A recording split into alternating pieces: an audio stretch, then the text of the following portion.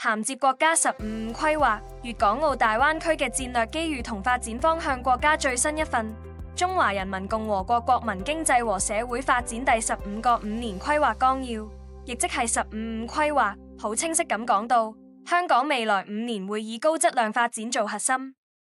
作為全國開放度最高、經濟最鼎旺嘅行頭之一，粵港澳大灣區自然要背起深化合作、協同發展呢個重任。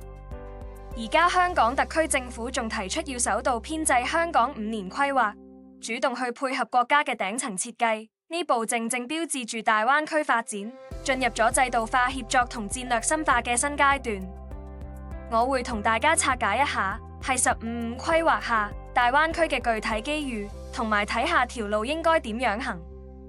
首先，你會問15規劃之下，大灣區會有咩戰略定位同機遇？第一就係鞏固香港核心優勢，幫大灣區成個極限提升全球競爭力。15規劃寫明支持香港去鞏固同提升國際金融、航運、貿易中心嘅地位，仲歷史性首次提出要建設商品交易生態圈同高增值供應鏈服務中心。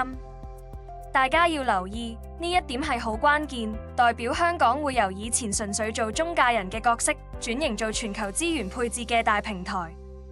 特別係喺人民幣國際化嘅進程入面，香港可以優化互聯互通機制，做到好強勁既離岸人民幣業務樞紐，帶動成個大灣區嘅跨境資金流動同金融創新。第二就係打造國際創科中心，將產學研跨境連成一線，在15規劃下，好強調支持香港起國際創新科技中心，仲會以河套深港科技創新合作區同埋北部都會區做主力載體，同內地嘅產學研深度合作。香港可以借內地完善嘅產業鏈同龐大市場，幫手將啲科研成果落地商品化，特別係落墨喺人工智能、生物科技、數字經濟呢類新興領域，同深圳、廣州一齊拍住上，砌出一個基礎研究、技術開發、產業化嘅跨境創新鏈。第三就係打破關卡、對接規則等啲要素行得更快。15規劃提到要搞好可以便利到香港人喺內地發展嘅政策，仲要推動港口、機場、鐵路一齊協同發展，例如起港深西部鐵路。呢啲措施可以打破以前嘅行政壁壘，推動粵港澳三地喺資格互認、標準互通、數據跨境流動等各方面做制度創新，人才、技術、資金呢啲重要元素跨境走動時更方便。另一方面，透過香港5年規劃做火車頭，起好個系統性政策框架。香港特區政府透過編製首份香港5年規劃，將國家戰略提升做本地嘅行動綱領。呢個規劃一定要聚焦喺金融、科技、產業升級呢類關鍵位，更會有一啲有宏觀、有前瞻性嘅招數，仲要同廣東、澳門嘅規劃真正做到國家有所需，香港有所長。另外就係搞好基建，一齊搭建好個平台，做好協同發展嘅載體，其中有以下3方面。第一方面就係基建互聯，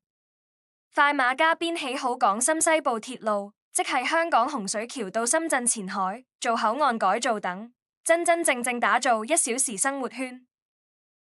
第二方面就係平台共建，利用河套合作區、前海深港現代服務業合作區嚟做試點，試下喺一區兩制下點樣做管理創新同政策突破。第三方面就係產業協同，推動香港嘅高端服務業同珠三角嘅先進製造業深度融合，一齊培育人工智能、綠色金融、數字貿易呢類新產業群。